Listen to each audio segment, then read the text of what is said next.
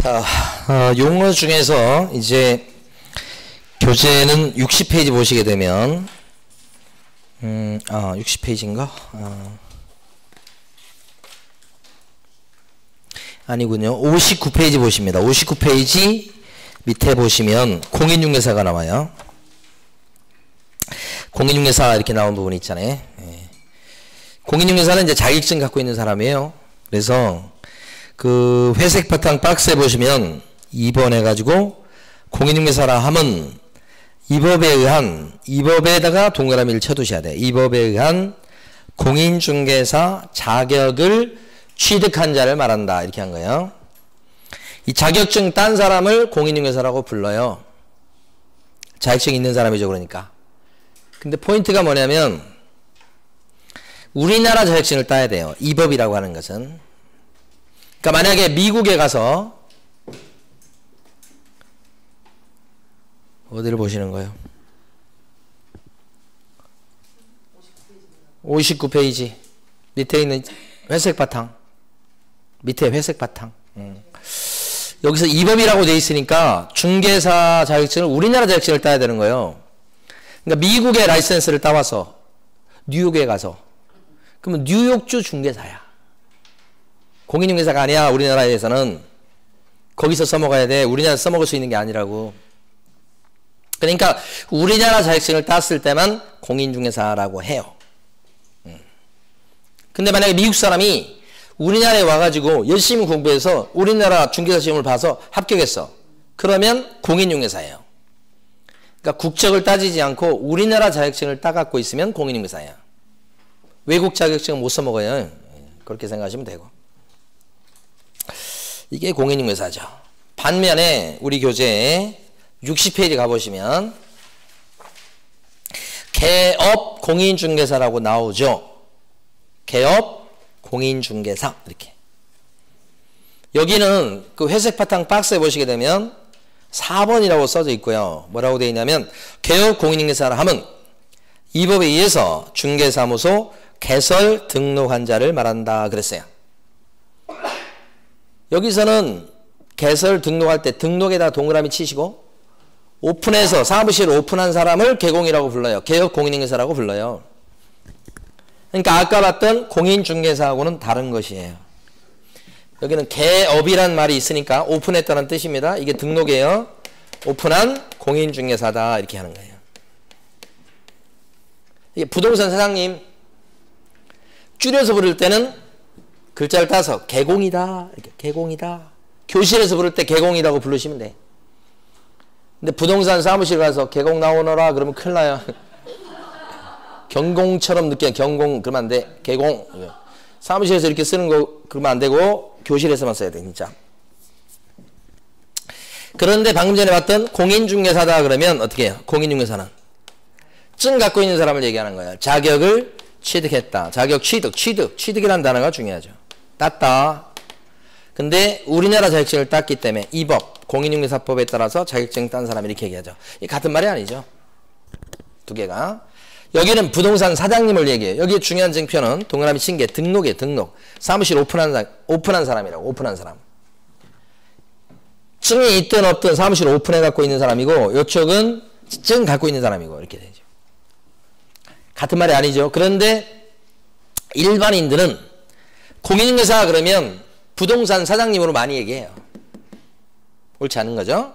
국토교통부에서도 보면 보도자료 같은 거 내는 거 보면 공인중개사가 어쩌고 저쩌고 그런 얘기 되게 많이 해요. 그 공인중개사는 이걸 얘기하는 거예요. 사실은. 근데 자꾸 말은 이런 말을 쓰죠. 국토교통부에서 그 공무원들이 그렇게 쓰는 이유는 못 배워서 그런 거예요. 중개사 공부를 안 해서 그렇다고. 이거 구별해야 될 용어예요. 예.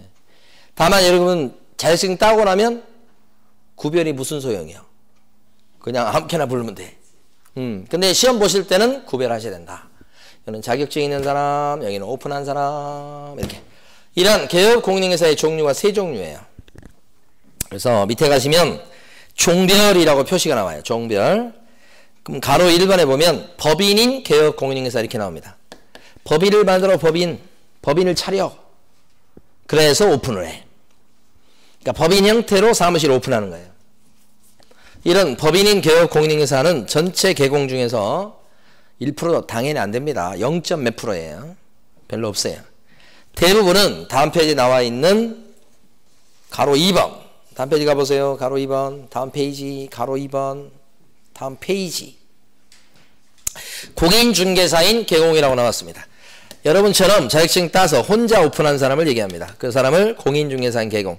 거의 98% 9%가 혼자 오픈하신 분들이에요. 증을 따서. 지금 61페이지 왔습니다.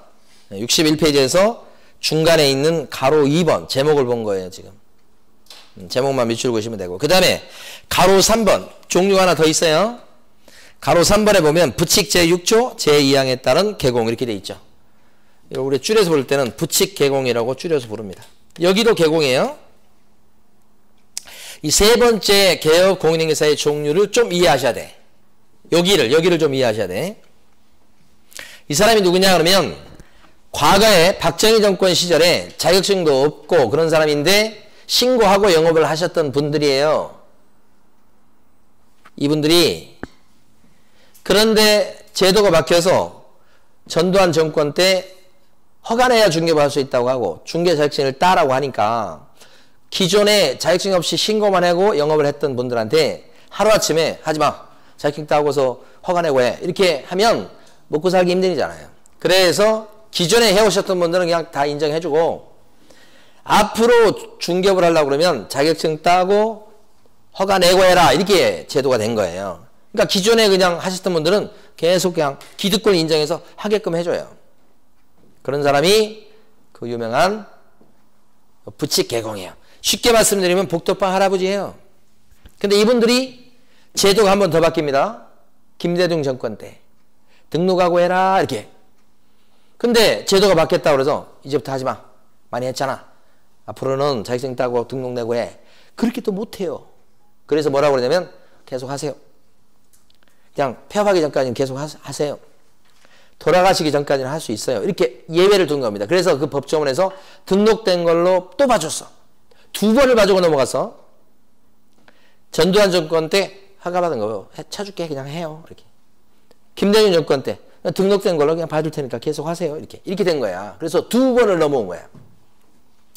그런 분들이 오늘날까지 존재하시는 분들은 연세가 80대에서 90대예요. 그러니까 이분들은 한 해 한 해 갈수록 이제 돌아가시고 관두시고 이렇게 해서 없어져요. 노량진에도 가면 그 골목길에 대일 부동산 중개인 사무실이 있었어요. 대일. 그 연세 높으신 분이에요. 그래도 뭐 건강해 보이시더라고. 근데 그분이 최근에 간판을 뜯었어요. 이제 더 이상 안 하시는 것 같아요. 비어 있더라고. 근데 이제 말씀 들어보면 얘기 들어보면 주변 사람들 얘기 들어보면 그 건물 자체가 그분 건물이래요. 그래가지고 그동안 뭐 중개업을 해서 돈도 버셨고 근데 이제 그냥 사무실은 그냥 옛날 보니까 나오셔가지고 뭐 장기도 드시고 그 지역에 있는 사람들하고 많이 아니까 거기서 이제 사랑방 역할을 하시더라고. 근데 이제 겨울에는 그런데 잘 안 나오셔. 문 닫고. 봄 되면 또 이제 좀 계속 좀 나오시고 그렇게 이제 하셨던 분이 그분이 이제 여기 복덕방 할아버지예요. 그 사람을 이름이 없어요 원래 이분들이. 근데 이 사람들 자격증이 있어요 없어요? 없어요. 없는데 그냥 인정해 준 거잖아요. 그래서 이분들이 이름이 원래 법에는 없는데 우리가 붙여줬어. 부칙 개공이라고. 우리가 붙여준 이름이야. 원래 이름도 없으신 분이야. 그래서 부칙 개공이다 이렇게. 이게 무슨 말이냐? 이 부칙이라는 게 법조문에 보면 모든 법조문은 본문이 있고 끄트머리에 있는 법조문이 부칙이라고 그래요. 끄트머리에 붙여져 있는 법조문 이런 뜻이에요. 본문에 있는 법조문도 1조, 2조, 3조 해서 100조, 뭐 110조 이렇게 쭉 간단 말입니다. 자, 위에 있는 게 뭐예요? 본문에 있는 거예요. 본문. 법 중에, 법조문 중에 끄트머리에 있는 법조문을 부칙이라고 불러요. 그 중에 몇 조에 나온다고요? 6조. 여기 있는 법조문은 개수가 많지는 않아요. 몇 개 안 됩니다. 보통 1조, 2조 뭐 거기서 끝나요. 보통. 근데 6조까지 갔으니까 꽤 많죠. 여기서는. 6조에서 뭐라고 해놨는가? 기존에 자격증 없이 해오셨던 분들에 대해서 그죠? 등록된 걸로 쳐줄게 라고 여기 써져 있어요. 등록된 걸로 봐줄게 라고 돼 있어요. 그러면 등록이 된 거야 안 된 거예요? 된 거지. 그러면 개공이 안 해요? 개공이지. 우리가 이제 가끔씩 조금 좀 그런 게 초대권 있잖아, 초대권. 영화 같은 경우에 그 입구에서 표를 뭐 8,000원, 요새 얼마예요? 8,000원 주고 사서 들어가는 사람은 당당히 들어가는데 초대권 어디서 받아갖고 가는 경우 조금 그렇죠? 그럼 그 사람은 입장할 수 있는 권한이 있는 거예요, 없는 거예요? 있지. 있는데 약간 좀 끄끄러져서 그렇지. 이분이 바로 그런 분이야. 어? 분이 뭐래서 등록된 걸로 쳐준다고 돼 있잖아. 그럼 개공이야. 근데 이제 정식으로 등록한 건 아니지. 사실은. 그런 거예요. 그러면, 자, 지금 이해하실 게 뭐냐. 개업 공인중개사는 몽땅 다 자격증이 있는 사람입니까? 없는 사람도 있죠, 여기. 그러니까 개업 공인중개사의 아주 공통적인 징표는 자격증은 아닌 거예요. 자격증 있는 사람이 대부분이지만 없는 사람도 있죠. 그러니까 이 용어의 정의라고 하는 건 뭐냐. 그 용어에 대해서 정확히 표현하기 위해서 공통점에 해당하는 것을 콕 집어서 정한 거예요. 콕 집어서. 그러니까 여기는 등록이란 말이 와야 돼. 공인중개사 자격증 얘기가 나오면 안 돼. 자격증이 있든 없든 어떻게 된 사람이 개공이다? 등록. 공통점이 뭐다? 등록. 이렇게 된 거지. 참 용어가 그렇습니다. 그래서 제가 한번 이렇게 생각해 봤는데 아빠란 무엇인가? 어떤 사람을 아빠라고 하느냐? 저 혼자 상상해 본 거예요. 시간이 많아갖고. 그러니까 아들놈이 하는 소리가 돈 벌어오는 사람. 올바른 용어의 정의예요? 돈 벌어오는 사람은 옆집 아저씨도 돈 벌어와요. 엄마도 돈 벌어와요. 올바른 용어의 정의가 아니죠. 이 말은. 그렇죠? 그런데 제가 이제 나름대로 생각해 본 거예요. 엄마와 함께 나를 낳아준 남자 라고 용어를 정의해 봤어. 그러면 그게 아빠가 아닐까 이렇게. 그럼 아빠지. 저는 그렇게 생각해요. 남자라고 해야지. 또 여자 그러면 좀 이상하잖아요. 남자. 이렇게. 아빠니까. 근데 엄마 아빠가 혼인신고를 안 했어. 혼인신고 안 했다고. 근데 나를 낳아줬어. 그럼 그 남자한테 아빠라고 그래요? 아니면 아빠라고 안 불러요? 아빠지 그건. 혼인신고 않고 나도 낳아줬잖아. 아빠라고 해야지. 아까 변호사 있잖아. 변호사가 빌딩 팔아준 건 중개예요 아니에요? 중개지. 자격증 있어요 없어요? 없지. 없지만 팔아줬으니까 빌딩을. 변호사의 활동은 뭐예요? 중개지. 그렇죠? 마치 혼인신고 안 하고 나를 낳았을 때 그래도 아빠라고 부르는 거고 똑같다고. 그러니까 용어의 정의는 그 말을 정확하게 표현하는 가장 중심이 되는 공통적인 얘기를 콕 집어서 얘기하는 거라고요. 그게 용어예요. 그러니까 여기는 등록이고 여기는 자격증 땄다는 거예요. 두 개. 핵심이 이거다 이 말이지. 자, 그러면 용어의 정의가 어려워요? 이거 맞는지 보세요. 개업 공인중개사라면 공인중개사로서 이 법에 의해서 중개사무소에 개설 등록한 자를 말한다. 맞아요? 틀려요? 처음에 너무 난이도가 높은 걸 질문 드린 것 같기도 한데 다시 한번. 개업 공인중개사라 하면 공인중개사로서 이 법에 의해서 중개사무소 개설 등록한 자를 말한다. X입니까? 옵니까? X입니다. X. 자격증이 없는 사람이 있잖아요. 여기에 들어간 사람을 공통점을 정확하게 표현하는 거라고 그랬잖아요. 자격증이 없는데 방금 전처럼 얘기하면 이 복덕방 할아버지는 슬프게도 빠져요. 개공이 아니게 돼요. 그러니까 자격증 얘기를 전혀 하면 안 된다니까. 방금 전에 용어의 정의할 때 앞에 공인중개사로서 그 말 붙어 있었어요? 없었잖아요. 없었잖아요. 앞에 그냥 뭐라고만 얘기했어요. 등록한 양반 이렇게만 돼 있잖아. 그러니까 용어의 정의가 어려운 거예요. 어려운데 나중에 연습을 많이 하셔야 돼요. 근데 그걸 정확하게 표현한 그 공통점만 가려서 정확히 표현하는 그게 용어의 정의예요. 그 법정에 나온 거 그대로 알고 계셔야 돼. 조금만 틀려도 틀려요. 더 들어가도 틀리고 뭐가 빠져도 틀리는 거예요. 그죠? 자, 어렵습니다, 이게. 자, 그 다음에 갑니다. 몇 페이지냐면 62페이지. 여기 지금 부동산 사장님 밑에서 일을 도와주는 사람이 있죠? 어떤 사람이 있던가요? 사장님 밑에서 일을 도와주는 사람. 우리 보통 실장님, 여성분들은 또 남자분들은 뭐 과장님 얘기하기도 하고 뭐 그래요. 보통 실장님 많잖아요. 그 실장님이 일을 도와준다고. 직원이에요, 직원. 그런데 이 실장님의 종류가 두 종류가 있어요. 첫 번째는 자격증을 따갖고 밑에서 일하는, 취직해서 일하는 사람이 있고, 자격증 없이 일하는 사람이 있어요. 사무실에 일하는데 자격증을 따갖고 일하는 사람을 갖다가 우리가 부를 때 이렇게 불러요. 소속 공인 중개사라고 불러요. 자격증이 없이 일하는 사람을 중개 보조원이라고 불러요. 자격증 없이 일하는 사람, 자격증 갖고 일하는 사람, 자격증 갖고 일하는 사람을 우리가 부를 때 실제 현실적으로도 줄여서 부를 때 소공이라고 불러요. 나 소공으로 일해 이렇게 얘기합니다. 응? 나 개공이야 그런 사람은 없어요. 나 소공으로 일해 이렇게. 여기는요, 증 없이 일하는 사람이죠. 중개보조원도 길잖아요. 줄이면 보조원으로 일해 이렇게 합니다. 아직까지 증 없이 일하는 사람 되게 많아요. 증 갖고 있으면 소공 이렇게. 차이가 뭔가 칠판을 먼저 이해하시고 밑줄을 그을 거예요. 자, 소속 공인인계사는 중요한 일을 해줄 수 있어요. 주인공 쪽에 들어가요. 근데 중개보조는 어떤가? 중개 업무를 봐줄 수 없는 양반이에요. 중요한 일을 못하는 사람이라고. 신분이 완전히 차이나요. 신분이 차이납니다. 신분이 둘이. 이 중요한 일이 뭐냐? 중요한 일이 뭐냐면 국토교통부 장관이 얘기해 놓은 게 있어요.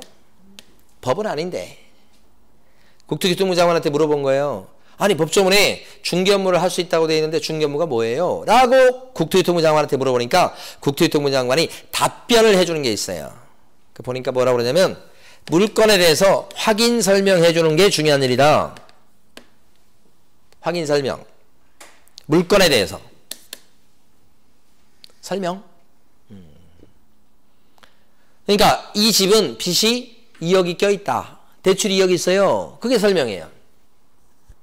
이 집은 동남향입니다. 이게 설명이에요. 이 집은 빌라인데 5만 군데가 다 금 같습니다. 이렇게 하는 거죠.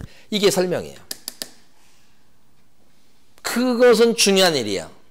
소공을 해줄 수 있어. 보존하면 안 돼. 근데 실질적으로는 보존들도 다 얘기해버려. 법 위반이에요. 엄격히 얘기하면. 그 다음에 확인설명했으면 확인설명서를 적어주는 거, 작성하는 거. 이것도 여기 들어가. 확인설명서 쓰는 거, 작성. 중요한 일이에요, 그것도. 증거 남기는 거죠. 그 다음에 매매나 임대차 계약서 같은 계약서를 작성해 주는 것도 여기에 들어가. 중요한 일. 이 세 가지요, 세 가지. 이 세 가지가 중요한 일이고 이 세 가지를 하는 것이 바로 중개업을 하는 거예요. 중개업이라고 하는 것은 추상적인 용어입니다. 뭐라고 그랬습니까? 뭐 의뢰를 받고 보수를 받아가면서 중개하는 것을 업으로 한다 이렇게 추상적으로 얘기했죠. 추상적인 개념이에요, 이건. 그러면 구체적으로 중개업을 한다는 게 무엇을 해준다는 거냐? 이걸 해준다는 거예요. 이게 구체적인 개념이에요. 구체적인 거. 같은 거예요, 같은 거. 추상적으로 봤을 때 중개업이라는 것은 뭐 네 가지를 갖추면 중개업이다. 이건 그냥 추상적으로 하는 얘기고. 그래서 저걸 뭘 한다는 거예요, 구체적으로? 이거 한다는 거예요. 그러니까 이걸 해주는 거예요. 그러니까 원래 이런 중개업무 중요한 일은 원래 부동산 사장님이 하는 거예요, 여기서.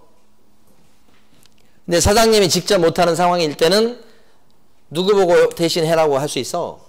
소공한테. 근데 밑에 있는 보조원한테는, 증이 없는 보조원한테는 계약서 쓰게 만들면 안 돼요. 만약에 보조원이 계약서를 쓰게 되잖아요. 그러면 보조원은 무등록 중개업자가 돼서 형사처벌 대상이 돼요. 무섭습니다. 옛날보다 이 법에 대한 요 집행이랄까 해석이랄까 이게 굉장히 엄격하고요. 왜냐면 부동산 상인들이 많아요. 그렇기 때문에 법을 엄격하게 집행하고 막 그런 현실입니다, 지금. 세 가지. 그 다음에 이 세 가지를 뺀 나머지는 단순히 보조 업무예요. 허드렛 일이요. 이것은 증이 없는 보조원도 할 수 있어. 이 세 가지 빼고 나머지는 할 수 있는 거예요. 그럼 나머지 활동이 어떤 것들이 있을 것 같습니까? 사무실에서 할 만한 활동들. 어떤 일 할 수 있을까? 그렇죠. 대표적인 게 청소입니다. 청소. 또요. 문 열고 닫고. 그걸 맞아요. 그런 것도 하고. 그렇지. 커피도. 너무 비참한데 이거. 손님이 와오면 이거 저 차 좀 내오세요. 그러면 내가 이제 주잖아. 또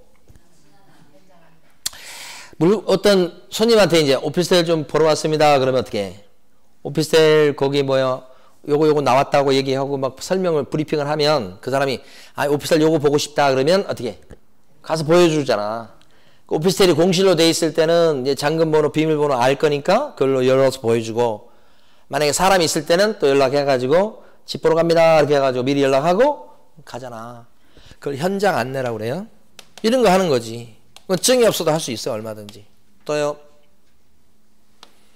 손님이 와서 물건을 찾거나 또는 내놓거나 할 때 접수장을 쓰겠죠. 나름대로의 장부를 정리하겠죠. 이런 것들도 증이 없어도 할 수 있어요. 그러니까 저 세 가지 빼고는 다 할 수 있어요. 다. 또 뭐 또 하냐면 사장님이 이제 뭐 이거 할 때 저기 등기부 좀 하나 출력해 주세요. 그래. 그러면 등기부 하나 출력해 주는 거. 출력. 대장 좀 하나 뽑아주세요. 이렇게 하는 거. 그 출력, 이런 거. 이게 다 여기에 들어가는 거예요. 그런 게 뭐예요? 보조 업무예요. 이건 증이 있어도 할 수 있고, 증이 없어도 할 수 있고, 그죠?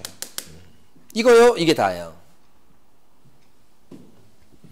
그러니까, 똑같이 여기서 커피를 타도, 자격증을 갖고 커피를 타면, 우리가 법률상 뭐라고 불러? 소공이라고 불러. 똑같이 커피를 타지만, 허드렛 일을 하지만, 증이 없어. 그럼 뭐예요? 보조원이에요.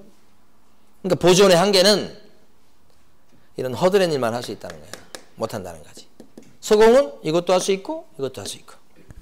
소공으로 취직을 하게 되면 취직하는 분 입장에서 봤을 때는 일을 좀 배우고 경험을 쌓겠다고 해서 취직을 하신다고. 그런데 막상 해보면 주인들이 저 사장님들이 일을 잘 안 가르쳐줘요.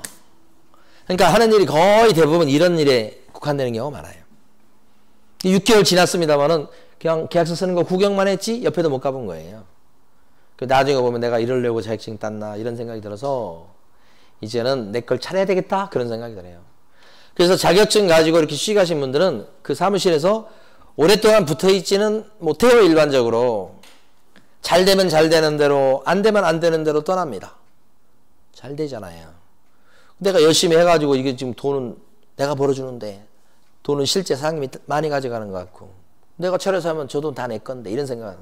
잘 되면 잘 되는 대로 나가려고 하고 안 되면요 재미도 없고 일도 안 되니까 또 나가려고 합니다. 그래서 우리 부동산 시장은 특징이 뭐냐면 이 평생 직장 개념은 없어요. 당연히. 그리고 1년 가면 길게 간 거예요. 그리고 하나 또 생각하실 게 이 사무실을 옮겨서 여기서 일하다가 어느 정도 일하다가 또 딴 데로 옮기고 또 일하다가 딴 데로 옮기고 이렇게 했을 때 그 사람의 경험이 늘어나면서 그 사람의 실력도 늘어나는 거예요. 물론 꾸준히 하는 것도 중요하겠지만 그렇게 잘 안 됩니다. 여러 가지 여건상. 그걸 갖다가 이제 딴 사무실로 옮기고 이런 거에 대해서 두려워할 필요도 없어요. 자기 능력만 있다면 서러우라고 그래요. 계약서 잘 쓰게 만들어주면. 그렇죠? 다른 거 필요 없어. 계약서 저 사람 야무지 계약서 손님 오면 그냥 잘 계약 이렇게 체결시킨다. 그러면 막 돈을 더 주고라도 막 데려와. 그 능력을 기르는 게 중요한 거지. 자기 평생 직장은 자기가 오픈하기 전까지는 안 생기는 거예요. 그렇게 생각하셔야 될 텐데 지금 시험 봐가지고 합격하신 분들은 그렇게 생각을 안 하십니다. 처음에 이제 자격증을 따시고 나서 어디 좀 취직하려고 그럴까 그랬을 때 그때 구하는 그 중개 사무실은 자기의 평생 직장을 구하는 것처럼 구합니다. 지금. 나중에 시간 지나면 그게 얼마나 헛되고 헛된 일인 것을 나중에 깨닫습니다. 근데 자격증 따시고 나서는 그렇게 잘 안 되죠. 근데 저는 이제 그런 분들 보면 미래가 보이죠. 나중에 깨닫겠지. 지금은 뭐 이래서 안 되고 저래서 안 되고 여기는 이래서 안 되고 저래서 안 되고 막 그렇게 고르셔요. 그런데 다 나름대로 배울 건 있다. 아주 이상한 데만 아니면 이상한 데도 있어요. 그런 데는 피해야 되겠지만 그렇지 않으면 괜찮다는 거죠. 자, 그러면 이제 밑줄을 그어 보겠습니다. 저기 62페이지 가보시면 제일 위에 회색 바탕 박스입니다. 62페이지 제일 위에 박스. 법제 2조에서 5번입니다. 5번. 자, 소속 공인중개사라 함은 개업 공인중개사에 소속된, 그 다음에 중요합니다. 공인중개사로서. 색깔까지 다르게 칠해 놓으셔야 됩니다. 공인중개사로서. 이 부분은 자격증 갖고 있다는 요 얘기입니다. 요 얘기. 자격증 갖고 있으면서 공인중개사로서 여기.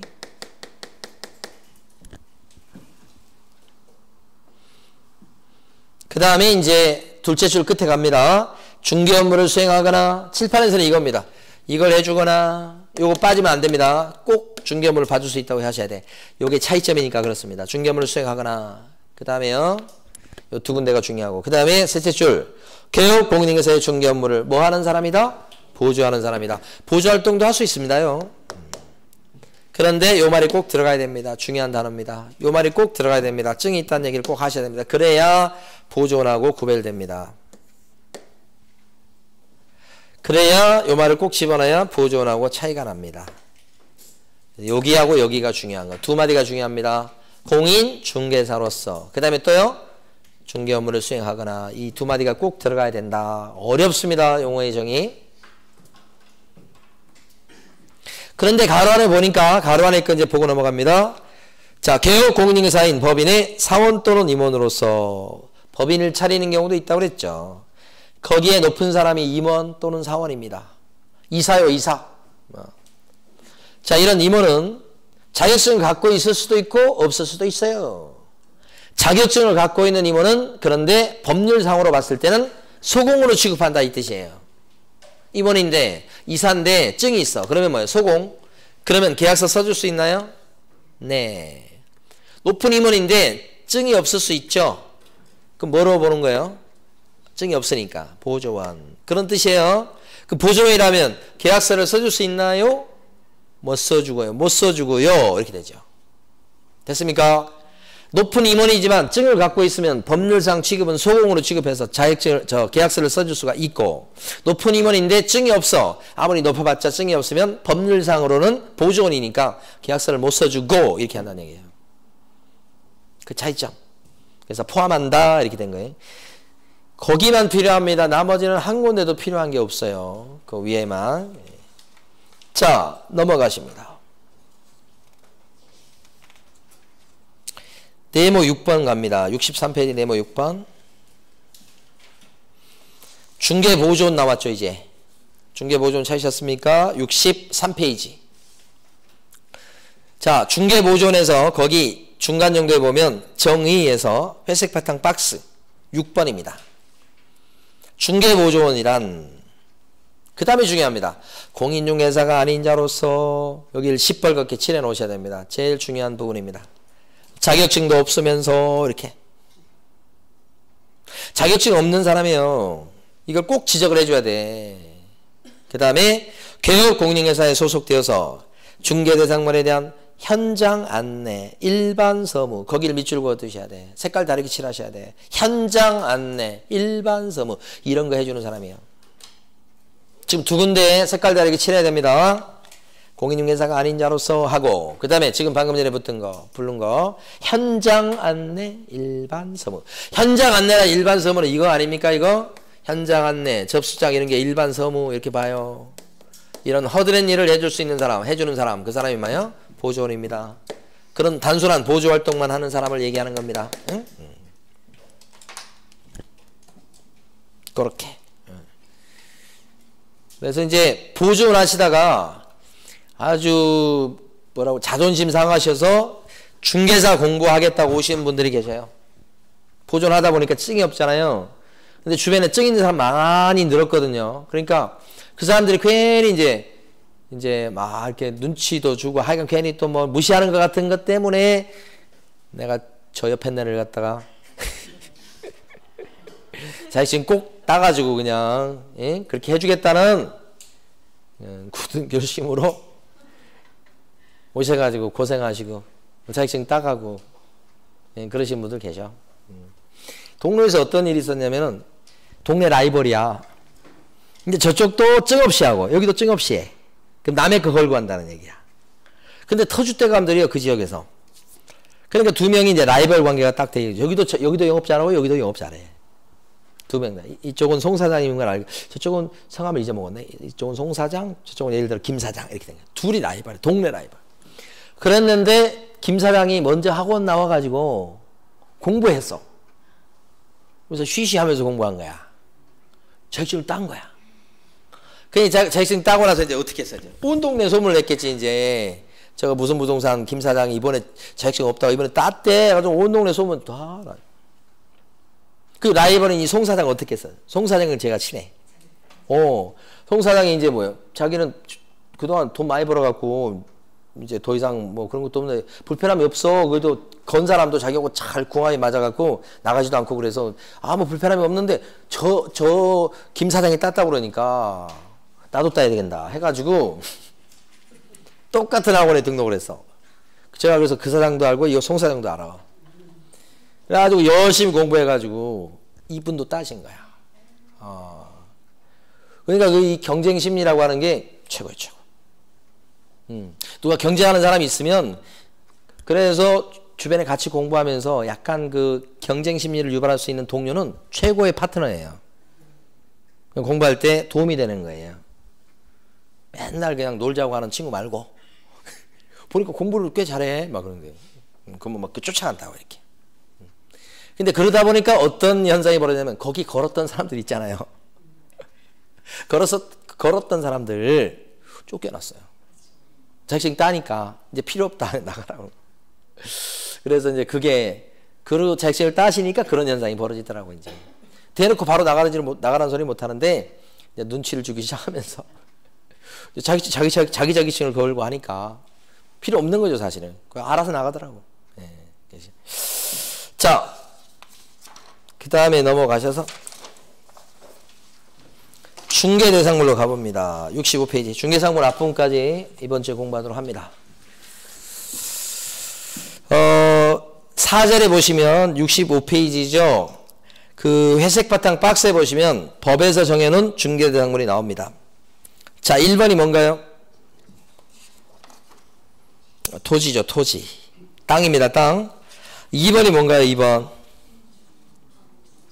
건축물, 그 밖에 토지의 정착물인데, 뒤에 건 그냥 생략해 버리시고요. 건축물입니다. 건축물이에요, 2번은. 3번을 읽어볼게요. 3번은 뭐라고 되어 있냐면, 그 밖에 대통령령으로 정하는 재산권이나 물건이라고 되어 있죠. 재산권이나 뭐요? 물건, 이렇게. 대통령령 어디서 보지 않았습니까? 아까 요 대통령이 만든 법이다 해가지고 시행령 같은 말이다 해가지고 배웠던 거 대통령령이죠. 그래서 밑에 보면 영 제2조가 나왔죠. 그 영이 뭐예요? 시행령 얘기하는 거예요. 시행령 2조. 그러니까 지금 위에 3번은 구체적으로 요게 중개상물이다 한 게 아니고 그냥 대통령령으로 정한 거 하고 넘어간 거예요. 3번은 대통령령에 가봐야 될 거 아니에요. 그게 밑에 거예요. 가보니까 1번하고 2번이 또 나타나죠. 1번, 2번. 1번이 뭐냐면 임목에 관한 법률에 따른 임목이라고 그래요. 임목은 심어진 나무예요. 임목이니까 심어져 있어요. 세워져 있다는 뜻이에요. 그런데 등기가 된 나무를 얘기합니다. 그러니까 심어져 있어. 자라고 있어. 근데 등기부에 올라가 있는 나무예요. 나무도 등기할 수 있습니다. 그래서 임목 등기부가 있습니다요. 그걸 임목이라고 그래요. 근데 여러분이 자격증 따서 평생 중개활동 하신다고 해도 임목을 중개할 일은 생기지 않아. 그냥 여기서 교과서에서 보고 그게 마지막일 거예요. 2번에 보시면 공장 및 광업재단 저당법에 따른 공장재단이라고 나와요. 공장재단. 공장하고 좀 달라요. 공장 같은 경우에 공장 안에 있는 기계, 그 다음에 공장 앞마당에 왔다 갔다 하는 트럭, 그죠? 이런 것들을 싹 묶어갖고 은행에다 담보로 집어넣는 거예요. 대출을 많이 받는 거예요. 그 싹 묶어놓은 것을 공장재단. 그러니까 공장재단 안에는 공장도 있고 기계도 있고 뭐 특허권도 있고 트럭도 있고 여러 가지가 같이 들어가는 거예요. 그죠? 묶어놓은 거예요. 뭐 하려고 묶었죠? 은행에서 돈 꿀려고요. 그 은행은 공장재단을 갖다가 담보로 잡고 대출을 해주는 거예요. 그래서 앞쪽에 보면 저당 얘기가 그래서 나온 거예요. 근데 어쨌거나 시험에는 거의 안 나와요. 안 나옵니다. 광업재단도 비슷한 거예요. 그러면 2번은 사실 두 개입니다. 공장재단하고 또 하나는 무슨 재단요? 광업재단. 그러면 시행령에 나와 있는 중개대상 물건은 세 종류가 되는 겁니다. 임모, 광업재단, 공장재단. 그런데 여러분이 중개활동을 하실 때 이 세 가지를 만날 일은 거의 없어요. 주로 만나는 건 아까 위에 나왔던 법 3조에 나왔던 토지하고 건물이죠. 그런 거 만나는 거예요. 여러분들은 그거 중요하는 거예요. 됐어요, 이제? 자, 그러면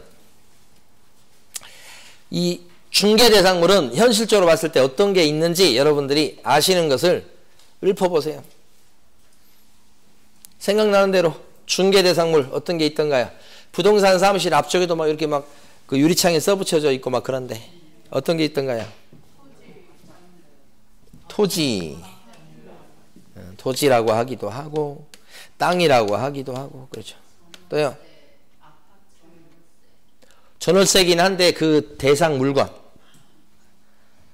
물건 지금 토지 있었잖아. 또 뭐가 있어요? 또 아파트. 또요. 오피스텔. 그러니까 중개대상물은 오피스텔 이런 게 중개상물이 되는 거예요. 실제는 시험에 오피스텔이 안 나와서 그렇지 이게 건물이에요. 또요. 단독주택도 들어가고 또요. 빌라. 빌라라고 하는데 법률 용어는 다세대 주택이에요. 다세대 주택. 이걸 실무적으로는 빌라라고 부르죠. 또요. 상가. 그죠? 근린 상가 이렇게 얘기하고 큰 상가. 또요. 이거 다 중개상물이에요. 또요. 상가주택이 있고요. 또 그러니까 많아요. 여러분. 얼마나 많은데요. 근데 한마디도 못하고 있으면 어떡해. 또요. 창고도 들어가요. 창고. 맞아요. 창고. 창고도 있고. 다 건물이잖아요. 또요. 공장도 있고요. 공장. 빌딩. 맞아요. 빌딩도 아까 있었잖아요. 빌딩. 63빌딩. 뭐 이런 거. 63빌딩 한번 중개해봤으면 좋겠네. 또 뭐가 있을까요? 아파트 분양권 있죠. 또요. 왜 한마디도 못 하시는 거야? 또요. 아파트형 공장 들어보셨어요? 아파트형 공장. 아파트형 공장. 일반 공장하고 좀 틀리죠. 아파트형 공장은 두 종류가 있습니다. 거기서 물건을 만드는 공장이 있고요. 기계 같은 거 갖다 놓고 그 다음에 또 하나는 사무실로 쓰는 공장이 있어요. 지금 서울 쪽에 있는 아파트형 공장 대부분 사무실 쪽이 많아요. 제조업 쪽은 경기도권으로 많이 빠졌고 요것을 다른 말로 지식산업센터라고 그래. 지식. 말이 어려요. 산업센터. 뭐가 있는 것처럼 보이잖아요. 지식산업센터. 출판사요. 공장에 여기 들어갑니다. 출판사가 더. 줄여서 이걸 지산이라고 많이 얘기합니다. 지산. 또요. 다행. 하우스. 하우스. 비닐하우스? 비닐하우스는 아니에요. 아쉽게도. 비닐하우스는 건물로 볼 수 없어요. 자, 도생이라고 혹시 들어보셨나요? 도생. 이것도 줄임말이에요. 도시형 생활주택. 도시형 생활주택 그러면 줄여서 도생 이렇게 얘기하는 거예요. 가서 보면 오피스텔하고 비슷해요. 그러니까 이것도 원룸 형태가, 오피스텔도 원룸 형태가 있고 투룸 형태가 있고 얘도 마찬가지고 그래요. 그 다음에 다가구 원룸, 다가구 주택 들어보셨죠? 다가구 주택은 단독주택하고 같은 의미예요. 그런데 얘는 이제 방이 여러 개 있는 거죠. 방에서 이제 월세 받아먹는 그런 부동산입니다. 이 단독주택은 이거하고 좀 차이 나죠. 이것도 단독주택이긴 한데 여기는 방이 이것만큼 많지는 않지. 여기는 이제 큰 방들이 있는 거고. 전세를 놔봐야 아래층은 주인 살고 위층은 뭐 전세 하나 놓고 뭐 그렇게는 할 수 있지. 예. 여러 개를 세를 놓는 건 아니고. 그 다음에 연립주택 들어보셨나요? 좀 오래된 거예요, 연립주택 개념은. 예. 그래서 좀 오래된 빌라를 연립주택. 3층짜리가 많죠. 근데 가보면 이제 지하층에 보면 지하층에 창고로 요쪽 한 6군데 또 쓰는 창고가 또 밑에 지하에 있잖아요. 그 연립주택. 서울에도 지금 아직까지 연립주택 같은 경우 남아있는 경우 있잖아요. 대지 지분이 좀 커요. 그런 데는 대부분. 그러니까 어떻게 보면 투자 가치가 좀 있을 수도 있어, 저게. 땅값이잖아, 사실은. 이런 것들이죠. 뭐 이런 거. 이게 중요상물입니다. 제가 이 중요상물을 이렇게 쓴 이유가 있어요. 시험에는 이게 이렇게 아파트형 공장이 중요상물이다 이런 건 안 나와요. 그냥 건물 이렇게 언급이 되지. 근데 여러분들이 앞으로 자격증을 따시면 여러분들이 일할 시장을 얘기하는 거예요. 어느 시장에서 일하느냐 이거지. 어느 시장에서 일하고 싶으세요? 제일 많은 게 이거 아니에요? 아파트? 그렇죠. 리스크 적지. 금액이 크면 복비도 꽤 되고 선호한다고요. 그 다음 뭐 사고 날 일 잘 없고 약간 골치 아픈 일이 생겨서 그렇지 뭐. 오피스텔이나 도생 같은 경우는 여기보다 돈이 안 돼. 여기는. 그렇죠. 돈이 안 될 거 아니에요. 한 해봤자 뭐 보증 얼마에 월세 얼마 이건 그 말 텐데 그 복비 얼마나 받겠어. 뭐 20만 원, 15만 원, 30만 원 뭐 이러고 앉아있을 거예요. 500만 원, 400만 원. 예. 그러니까 처음에는 이쪽도 리스크가 적어요. 이것처럼. 여기보다 더 적지. 그리고 몸이 굉장히 건강해져요. 왜 그래요? 같이 보여줘야 돼. 건강해진다고. 몸도 건강해지고 돈도 벌고 그 다음에 심심치 않아요. 이쪽으로 갈수록 거래 건수가 많지 않아요. 이쪽으로 갈수록. 근데 여기는 뭐예요? 바빠 죽겠다니까 지금. 돈도 안 되면서 바쁜다 그래요. 처음에 할 때 좋은 그 상품이 이쪽에 있죠. 어쨌든 몸이 바빠야 돼. 그래야 이제 재미를 느껴요. 좀 하다 보면 그건 뭐예요? 재미보다는 뭐예요? 돈이지. 그러면 슬쩍 이쪽으로 이제 바꾸기 시작해요. 이쪽 시장도 비슷비슷해요. 이렇게. 근데 그러다가 이제 요 상가. 요즘은 요쪽, 요걸 보시면 이렇게 특히 상가도 그렇지만 여성분들이 여기나 여기를 뛰어넘고 여기까지 또 여기까지 이제 침범을 해와요. 여성분들이. 그러니까 남자분들이 쓸 땅이 점점 줄어드는 거야 이게. 여기 이쪽도 많이 늘었어 여성분들이. 여기도 많이 늘기 시작하고 이렇게. 그런데 이쪽으로 지금 표시란 이렇게 쓴 이유는 이쪽으로 갈수록 난이도가 어려워져요. 리스크가 높다고. 상가 그러면 알아야 될 게 많아요. 토지 더 많아요. 그러니까 중개하는 게 좀 어렵다 이렇게 볼 수 있어요. 거기다가 거래 건수가 얘네들이 얘보다 적잖아요. 밥 먹고 살기가 쉽지 않죠? 옛날에 어떤 분이 자기는 땅을 전문으로 하겠다는 거예요. 자격증 딸 때부터 그랬어요. 자기 롤모델이 어떤 땅 하시는 분인 것 같아. 저 구리 쪽에서. 자격증 따자마자 바로 그냥 그쪽으로 쫓아갔어. 그 사람한테 땅 배워가지고 자기 하겠다고. 자, 1년 후에 돌아왔어요. 1년 후에. 거지가 돼서 돌아왔어요. 더 이상 배가 고파서 못하겠다는 거예요. 그러니까 처음에 이쪽 시장에 바로 진입해서 자리 잡으려는 건 쉬운 일이 아니에요. 여기 해보고 이것도 하고 이것도 하면서 같이 한다 그런 게 안정적인 거예요. 근데 이것도 전혀 안 하고 빌딩 한다고 해보세요. 빌딩 1년에 한 건 있을까 말까예요. 한 12달 중에서 10개월은 놀아요. 맨날. 어쩌다 한번 좀 일이 생겨서 좀 한 보름이나 열흘 뭐 이렇게 좀 하다 보면 좀 끝 무산된 거야. 그러면 좀 이제 또 놀지. 그러니까 먹고 살겠어요? 많이 벌어놓은 사람들이 하거나 아니면 이걸 같이 할 때 같이 얹어서 하거나 이렇게 하는 거지. 그게 유리한 거지. 달랑 이것만 한다. 달랑 이것만 한다. 위험한 거지. 예, 그리고 될 수 있으면 단계를 밟아 나가는 게 좋아요. 이것 좀 하다가 이것도 경험해보고 뭐 이것도 좀 해보고 그 다음에 이 상가도 같이 해보고 이렇게 나중에는 땅까지 손대보고 이렇게 하는 거지. 이렇게 그것 때문에 설명드리는 거예요, 이게. 중개대상물이 뭐가 들어간다. 이것은 어렵지 않아요. 여러분들 용어만큼 어렵지 않아요. 그냥 나오면 다 맞춰. 어렵지 않는 내용이에요. 근데 이제 여러분들 미래를 생각해 보시라고. 나는 어느 시장에서 일할 건지를 자격증 따면 그런 꿈을 가지시라고. 그러려면 그 시장에서 성공한 사람들의 모습을 좀 여러분들이 보셔야 돼. 네, 보셔야 돼. 그러면 아, 나는 자격증 따서 이렇게 해야 되겠다. 물론 경매시장이나 또는 분양시장도 또 있어요. 이거 말고도. 네, 그렇긴 한데 하여간 그런 자신만의 그런 롤모델을 딱 정하셔가지고 아, 난 자격증 따서 저 사람처럼 되고 싶다. 이런 거예요. 옛날에 어떤 조카한테 삼촌이 말이에요. 부동산 하시는 분이야. 통장을 까서 보여준 거야. 통장에 이제 막 복비 들어오고 돈 번 게 막 쫙 있을 거 아니에요. 조카가 고3이야. 대학교 가기는 틀렸어. 그러니까 삼촌이 조카한테 이 통장을 막 보여주면서 삼촌은 이렇게 해서 부동산 하는데 돈 이렇게 벌었다?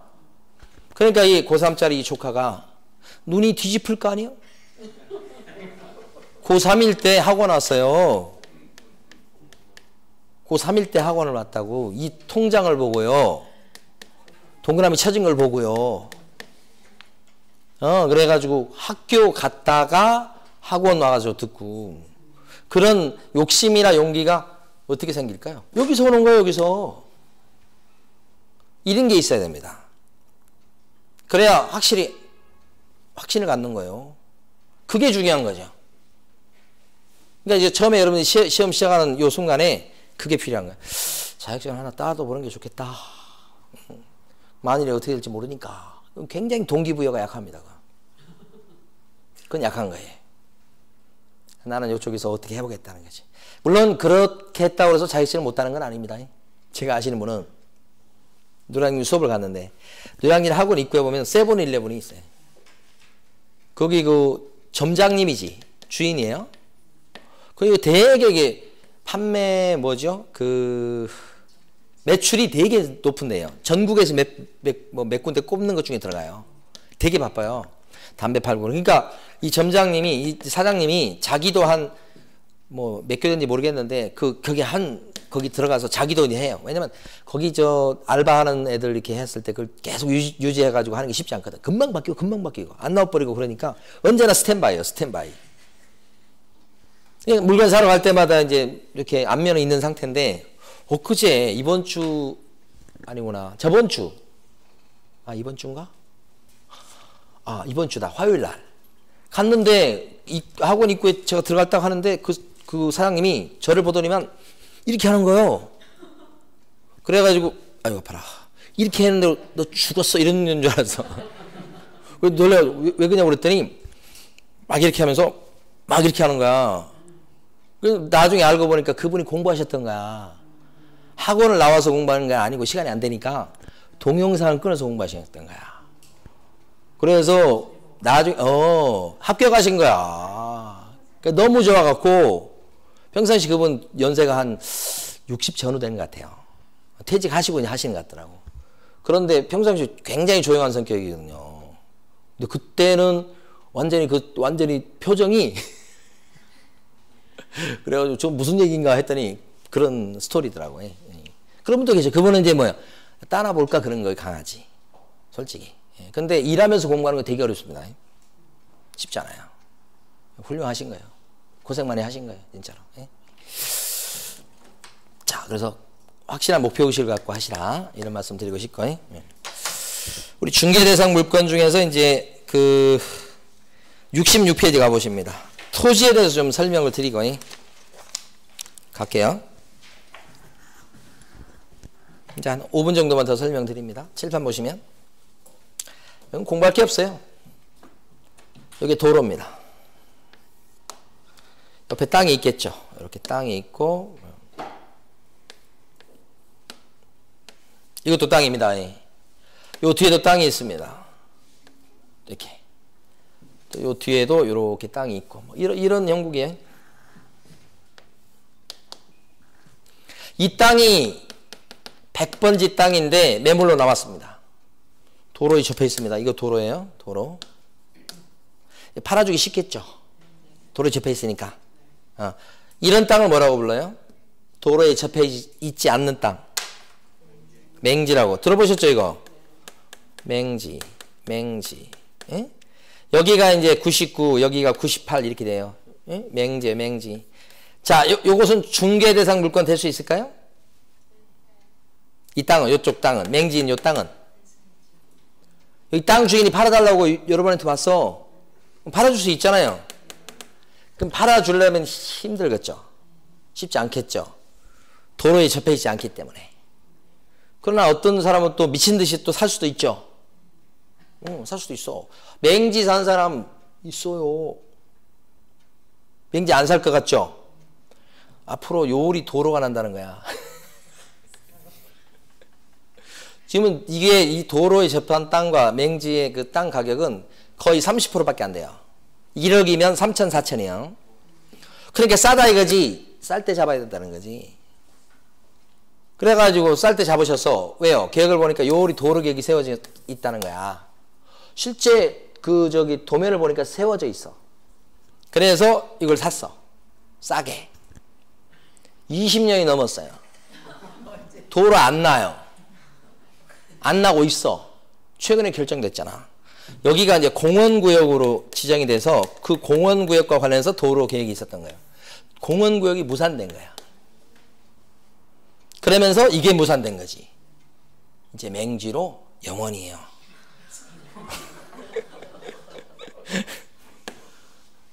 근데 이거 중간에 이거 중개해준 그 중개업자, 그래서 중개업자를 산 사람이 있잖아요, 지금. 그 중개업 하신 분도 능력이 있는 거지. 이거 봐라, 쌀 때 사라. 그죠? 근데 그 사람 복이기도 합니다. 그건 뭐, 그럴 줄 알고 그랬습니까? 사실은. 그래서 그런 거지. 자, 근데 어쨌든 중개사물 될 수가 있어. 여기도 있어. 좀 어렵겠죠.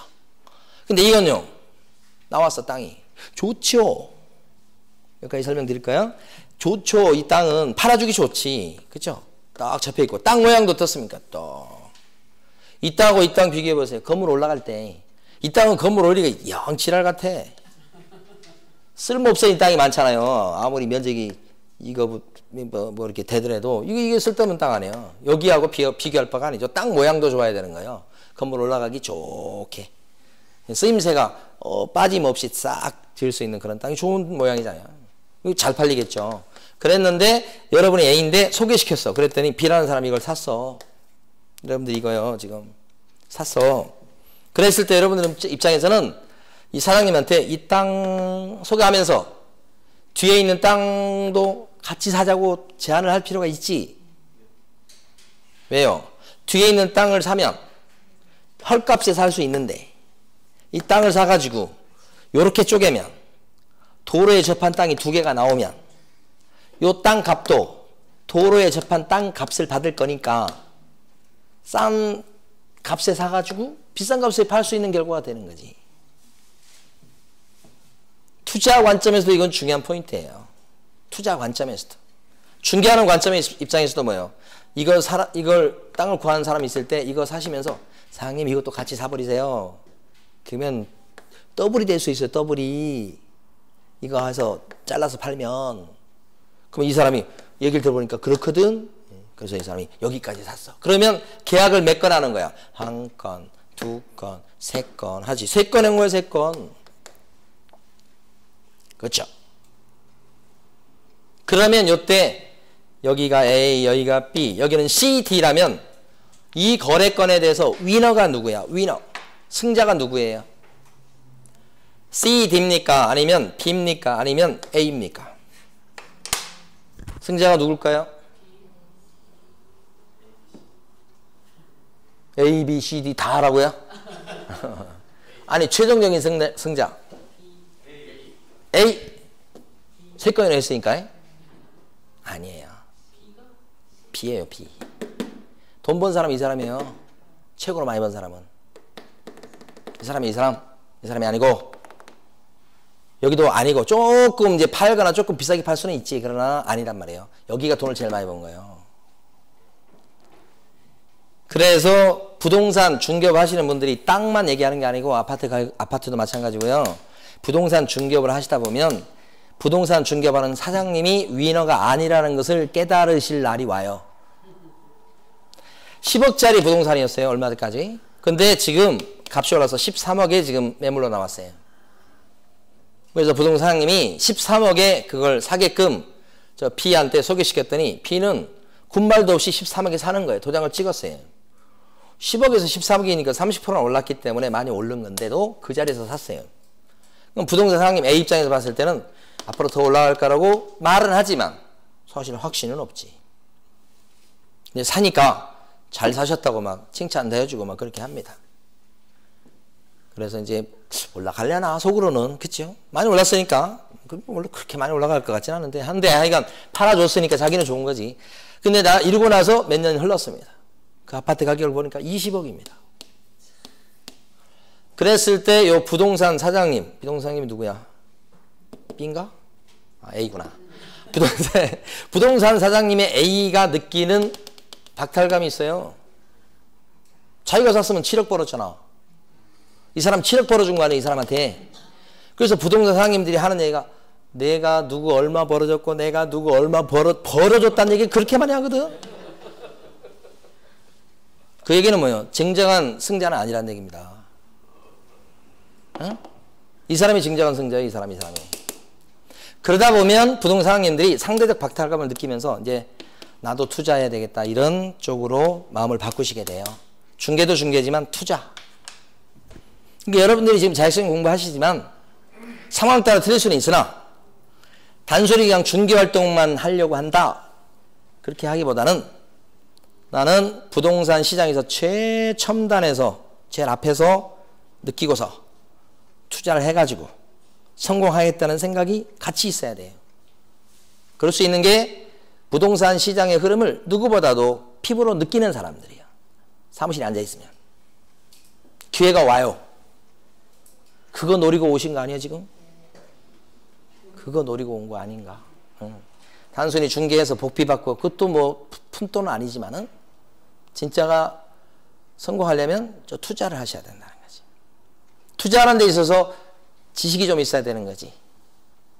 그걸 배우는 과목이 민법, 등기법, 세법, 공법, 세법, 공법 얼마나 중요한 과목인지 몰라요.